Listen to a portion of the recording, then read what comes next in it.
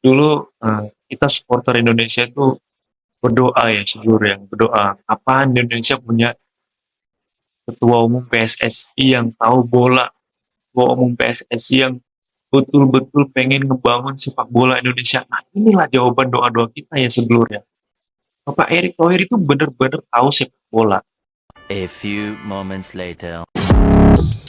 Sebelum menonton video ini, jangan lupa klik dulu like, subscribe, dan klik tombol lonceng ya guys, agar kalian semuanya tahu informasi yang belum kalian tahu. Subscribe itu gratis guys, gratis. Oke, check it out. Bahas nih ya berkaitan dengan tim nasional Indonesia. Nah, kita supporter tim nasional Indonesia itu sangat-sangat berharap ya tim nasional Indonesia itu bisa lolos ke Piala Dunia. Karena ini harapan semua masyarakat Indonesia, tentunya Indonesia bisa lolos ke Piala Dunia.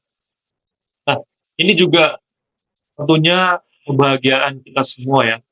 Untuk saat ini memang tim nasional Indonesia itu udah cukup kuat ya, apalagi bisa menahan imbang Arab Saudi, bisa menahan imbang Australia. Menurut saya prestasi yang sangat luar biasa. Apalagi di kandang Arab Saudi kan. Notabene Arab Saudi ini bukan kaleng-kaleng lah ya. Mereka dilatih juga pelatih kelas dunia ya, Roberto Mancini ya. Ini suatu prestasi yang wajib banget kita banggakan. Nah, selanjutnya Sintayong nggak berpuas hati ya dengan Bapak Erick Thohir. Nah, ini Sintayong pengen kekuatan timnas itu menjadi lebih kuat lagi. Jadi setelah melawan Arab Saudi dan juga Australia, Sintayong menyiapkan juga beberapa pemain yang nantinya akan dibawa ke Bahrain dan juga ke Cina. Oke, tebak nih sedulur ya, siapa aja pemainnya ya. Mungkin sedulur pasti udah tahu lah. Ada beberapa pasti udah tahu. Oke, langsung aja kita pemain yang pertama. Jadi ada 5 pemain yang berpotensi dipanggil coach Sintayong melawan Bahrain dan juga Cina. FIFA Matchday 3 dan keempat opsi kualifikasi Piala Dunia tentunya 2026 zona Asia pada tanggal 10 dan juga 15 Oktober 2024. Nah, 5 pemain baru ini yang dimaksud di sini adalah pemain-pemain yang tidak bawa coach Sintayong tentunya ya untuk laga melawan Arab Saudi dan juga laga melawan Australia. Nah, harapannya sih 5 pemain baru ini bisa meningkatkan lah ya kualitas timnas Indonesia tentunya. Jadi menurut sedulur siapa aja nih pemain yang dimaksud coach Sintayong ya? 5 pemain baru yang bakalan dipanggil coach Sintayong untuk melawan Bahrain dan juga Cina. Yang pertama, Miss Hilgers ya. Lu sudah tahu semua lah Miss Hilgers ya. Rencananya sih mengambil sumpah warga negara Indonesia ataupun WNI pada Senin ya sedulur ya 23 September 2024. Ya, back 23 tahun ini masih bisa didaftarkan untuk laga melawan Bahrain dan juga Cina ya. Apa? Karena mengingat batas waktu pendaftaran itu ditutup sedulur ya pada Selasa 24 September 2024. Masih sempat nih ya. Kira Miss Hilgers otomatis bisa nih sedulur ya menguatkan ketahanan timnas Indonesia. Ya, jadi timnas Indonesia asuhan coach Sintayong ini butuh banget nih sosok Miss Hilgers ya. Karena bisa dapat membentuk kolaborasi tentunya, kolaborasi yang tangguh bersama dua back yakni Rizky dan juga Guy Itzes. Oke, sedulur. Nah, yang kedua, siapa sedulur? Benar, Eliano Raiders. Eliano Raiders ini tentunya sudah tahu semua ya, adik dari pemain timnas Belanda, Gianni Raiders. Nah, Eliano Raiders dapat menambah daya gedor sedulur ya, squad Garuda.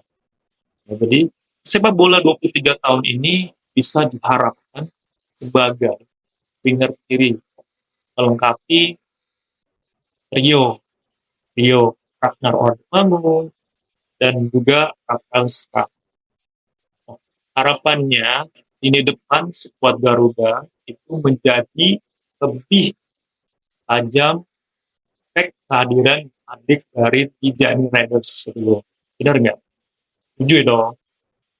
Harapannya sih ya kakaknya ini bisa nularin ilmunya nah ke adiknya ya.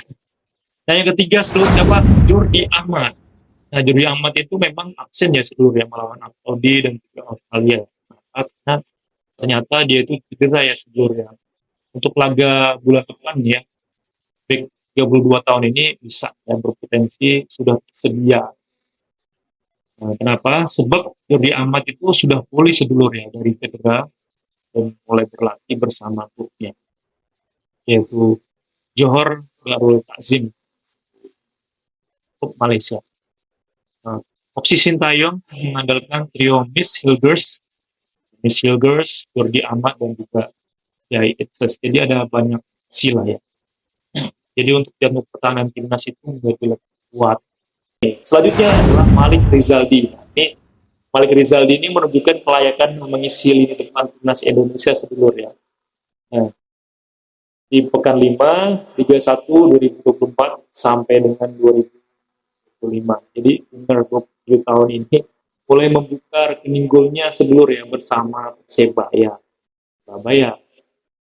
Nah, tak tanggung-tanggung sedulur ya, ex pemain Madura United ini gacor nih, langsung mencetak 2 gol ya, sekaligus mengantarkan Persebaya Surabaya menang 2-1 atas Persis Solo. Imbang Egi Maulana Fikri sih ya, aku sih yang milih gas aja ya ke Malik Rizaldi ya. Lebih menarik mengisi lah ya ini depan. Jadi lebih menarik mengisi lini depan tim nasional Indonesia. Siapa yang setuju di kolom komentar. Nah, ini ada Ian Raven. Nah, Ian Raven ini penyerang ya. Tingginya itu 188 cm sedulurnya. Ini juga tampil gemilang sedulurnya bersama timnas Indonesia U20 ya saat turun di laga grup F ya.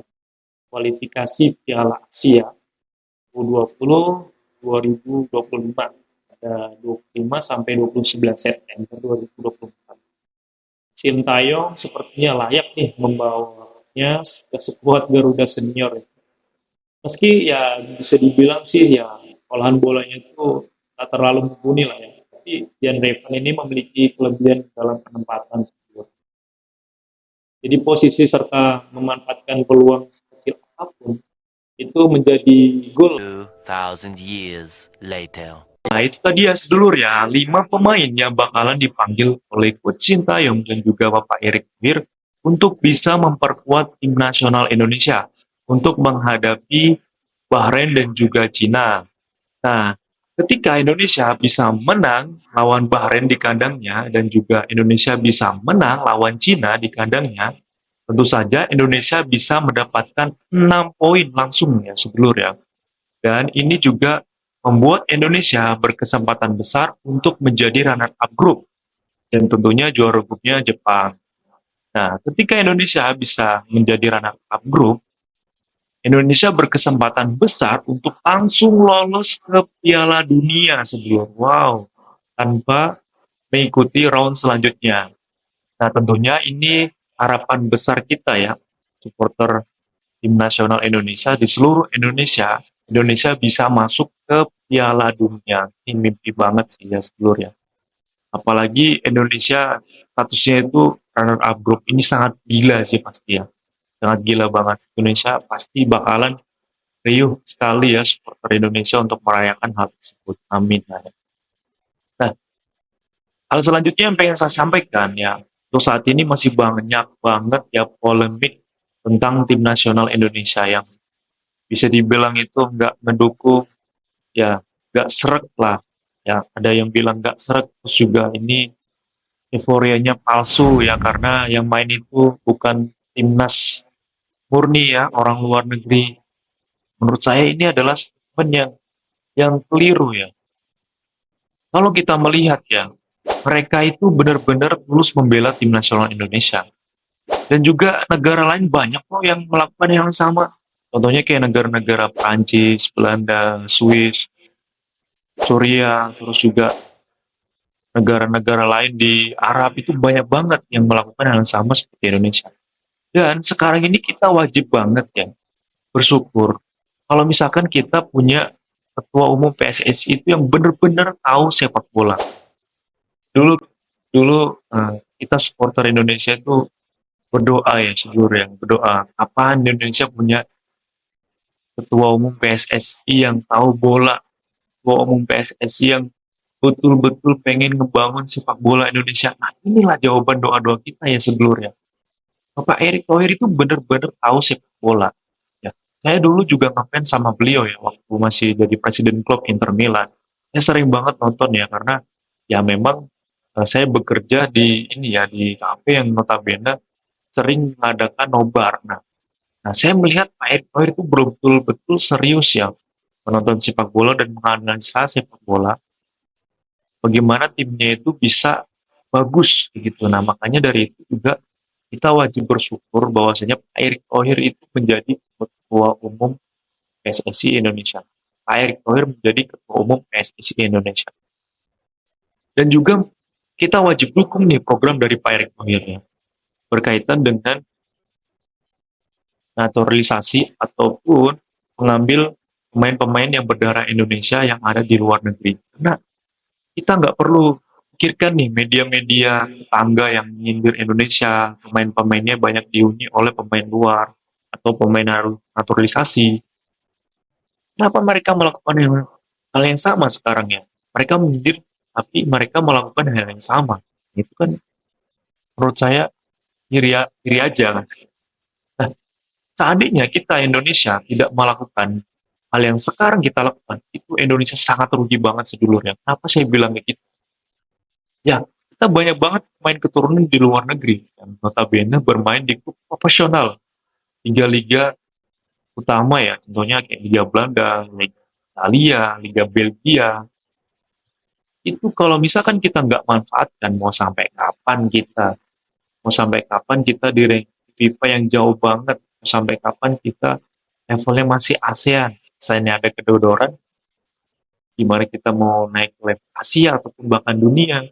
Nah, makanya dari itu kita wajib dukung nih Pak Erick Thohir berkaitan dengan mengambil pemain-pemain keturunan yang ada di luar negeri untuk bisa bermain timnas.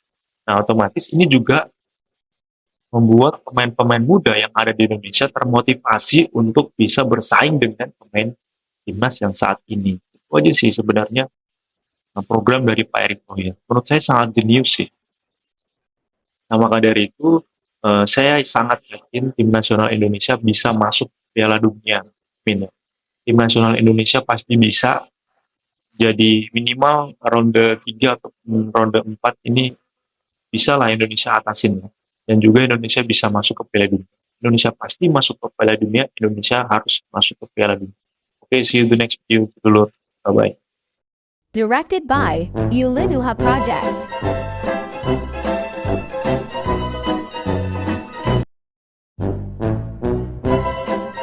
Thank you, Scheduler. Jangan lupa klik subscribe dan share Kak Vincent Samuya.